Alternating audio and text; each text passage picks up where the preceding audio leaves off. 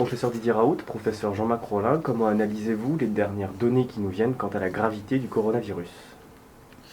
Les Chinois qui publient leurs données d'une manière très régulière, puisqu'on peut voir au jour le jour le nombre de cas, le nombre de morts dans le monde et le nombre d'endroits dans lesquels ça se passe, montrent qu'en réalité, en dehors du site épidémique initial, la mortalité est très faible, de l'ordre de 0,17% en Chine, ce qui en fait une mortalité qui est probablement proche de celle de toutes les infections respiratoires. Donc, et ça touche essentiellement des hommes de plus de 70 ans et qui ont des pathologies par ailleurs, c'est-à-dire bronchite chronique ou diabète.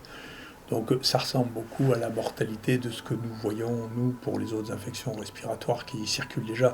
Je vous rappelle qu'il y a 10 virus qui donnent des infections respiratoires en France, qui circulent, qui doivent tuer 10 000 personnes par an. Et donc si ça se rajoutait à l'ensemble, il est probable que ça ne changerait pas de manière significative la mortalité par infection respiratoire. Donc je vous rappelle qu'elle fait 2,6 millions de morts par an dans le monde. Donc si vous voulez, je comprends que ça affole la presse tous les jours qu'il y ait 800 morts en Chine, mais au milieu des 2,6 millions qu'il y a par an, c'est non visible.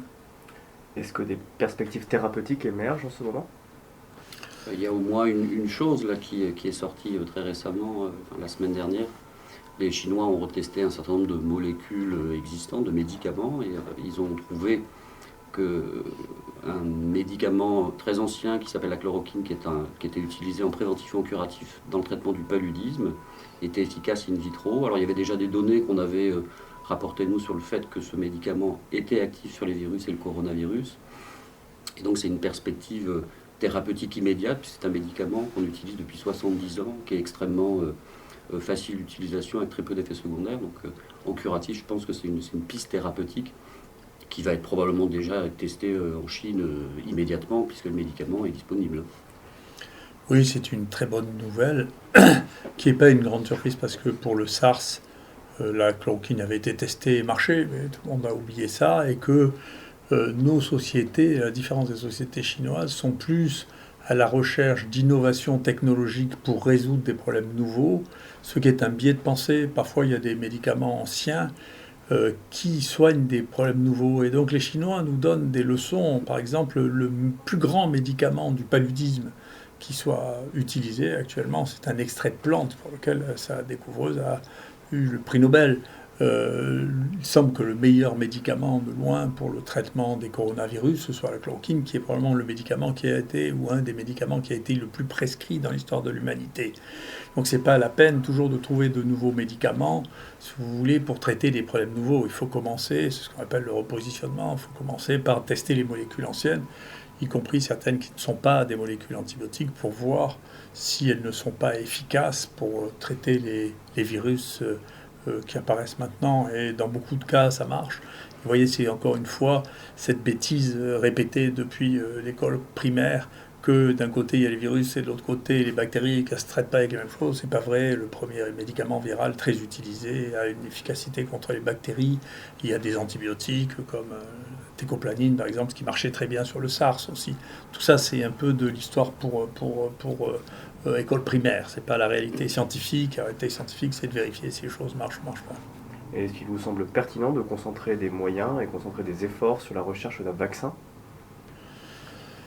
Écoutez, moi, à ma connaissance, des vaccins, il y a d'ailleurs une erreur sur le site de l'OMS qui est amusante, puisqu'il montre que dans les vaccins qui sont actuellement disponibles, ils mettent le vaccin contre le paludisme et contre l'hépatite E. Je ne sais pas qui c'est qui peut acheter un vaccin contre le paludisme ou l'hépatite E. Ça n'existe pas. Et donc c'est un site officiel qui met des choses qui sont fausses. C'est intéressant. Ils disent que c'est possible, on peut toujours avoir l'espoir, mais pour l'instant, c'est pas vrai. Donc si on regarde cette liste, on voit qu'il ne s'est pas inventé de vaccin nouveau depuis plus de 20 ans, qui soit utilisable, sauf celui de la dengue, qui a été partiellement un désastre parce que l'immunité contre la dengue prédispose à avoir une deuxième forme de la dengue, plus grave que la première. Il y a un énorme procès des Philippines actuellement contre les gens qui ont commercialisé la dengue. C'est le seul vaccin nouveau qui a été proposé. Certains ont été améliorés. Donc, si vous voulez, cette espèce de manie de dire à chaque fois qu'il apparaît quelque chose, vous savez, on va vous faire un vaccin, qu'à voir l'histoire du SARS qui a duré, qui s'est arrêté brutalement pendant l'été 2003. Et donc, si les gens ont fait un vaccin, je ne sais pas ce qu'ils en ont fait, mais ils n'ont pas pu l'utiliser. Donc, si vous voulez, c'est une espèce de réponse automatique, là, qui est, qu'est-ce qui se passe? Ah, on va vous faire un vaccin parce que vous avez peur. La possibilité de faire un vaccin qui soit acceptable, utilisable et qui soit fonctionnel, actuellement, est extrêmement faible. Et il y a extrêmement peu de situations. Il y a des maladies qui sont courantes, sur lesquelles une partie de la population importante est concernée, comme le virus respiratoire syncytial. Ça, c'est vraiment un truc. Il y a un deuxième vaccin récent, qui est le vaccin contre le méningocoque B, qui marche relativement, qui donne des résultats qui ne sont pas trop mauvais. C'est les seules choses qui soient nouvelles avec le papillomavirus, qui commence à avoir quelques années quand même maintenant, mais dont l'implantation, vous voyez, à grande échelle est très problématique. Donc, si vous voulez, c'est un peu une manie, ça, de répondre à chaque fois qu'il y a un truc, vous savez, on va vous faire un vaccin, et d'ailleurs la presse se jette dessus, il y aura un vaccin dans 22 mois, 25 mois, 26 mois, 14 mois, tout ça, c'est de la science-fiction. Voilà. Je ne connais pas de maladie émergente pour lequel on ait trouvé un vaccin. Pour l'instant, c'est pas arrivé. Donc, peut-être que ça arrivera dans l'avenir, mais pour l'instant, c'est pas arrivé. Quel a été le rôle de l'IH Méditerranée Infection dans la réponse de la France à la crise sanitaire ces dernières semaines? Oh ben, écoutez, nous, on a été à la disposition du pays, et très bien, le pays, le ministère de la Santé nous a fait confiance, en particulier le directeur général de la Santé, et on a fait quelque chose qui est un peu unique. Je crois que personne n'a fait ça à ce rythme, sauf bien sûr les Chinois. On a testé on a fait 3500 tests pour le coronavirus chinois, ce qui est énorme, dans l'espace de 10 jours, en particulier pour rassurer les gens qui arrivaient, qui avaient peur d'avoir ça, pour les gens qui ont été rapatriés, de manière à leur dire dans la journée. Nous avons eu à chaque fois, nous, les résultats dans la journée, dans le temps du soin. C'est notre habitude, parce qu'on est un CHU, parce qu'on a l'habitude du soin aux malades, c'est pas seulement un institut de recherche, on a l'habitude de faire du soin aux malades, et on a les capacités à faire du très très haut débit. On est pratiquement les seuls en France à avoir des capacités de débit. On doit faire 200 000 PCR par an. Donc si vous voulez, si vous rajoutez 3500 PCR, ça fait un peu de travail, mais ça ne change pas brutalement notre manière de travailler. Et donc on est les seuls à pouvoir avoir un débit de cette nature-là et à pouvoir mettre les choses en place dans cette nature-là. Donc je pense que c'est la proposition que j'avais faite au ministère il y a maintenant près de 20 ans. Je pense qu'il devrait y avoir 7 centres équivalents à ça en France, dans lesquels il y a l'hôpital, très gros laboratoire qui regroupe toutes les capacités de diagnostic à un endroit donné, avec de la recherche et de la veille épidémiologique, parce que la lutte contre les crises sanitaires, ça se fera comme ça à l'avenir.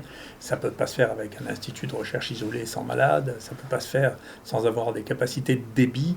C'était la leçon de la Chine, c'est les premiers qui ont commencé à faire ça. Dès 2005, ils avaient un énorme hôpital comme ça qui nous a servi de modèle. C'est un modèle qu'il faut prendre parce que c'est un modèle qui marche. Et pour revenir à notre histoire et à ce que je crois, c'est le modèle de Vauban. Pour faire la guerre, il faut commencer par faire des forts installés pour mailler la France et pour répondre aux crises sanitaires qui sont des guerres contre les microbes. Merci.